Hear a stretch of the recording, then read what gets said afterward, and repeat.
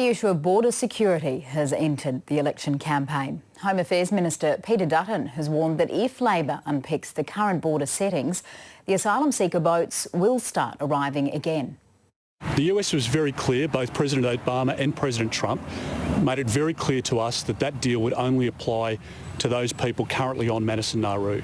So the first boat with 40 or 50 people, half of whom will be children, the first boat that arrives under Labor, not one of those people will be eligible to go to the United States.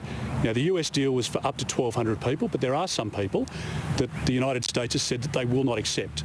And under Mr Shorten's plan, those people will come to Australia or they'll go to New Zealand. So it'll be very interesting to see under a Shorten government whether or not Jacinda Ardern will take people with questionable backgrounds.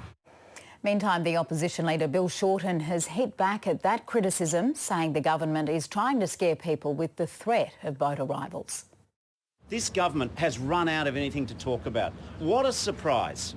The Thursday or Friday of the second last week, government's tried all the other scare campaigns. I noticed today no one's asking me about that nonsense discussion about climate change costs when in fact the cost of not acting is greater. We all know the government has pressed the panic button. They want to scare people on boats. They know we've got the same policy on boats. We will have a very good foreign policy because I've got Penny Wong and they don't. You know, we will make sure that we help resettle people. But you have sophisticated analysts. You know we've got the same policy on boat turnbacks. You know we've got the same policy on regional resettlement. You know we're committed to resettling people overseas and not letting them stay here.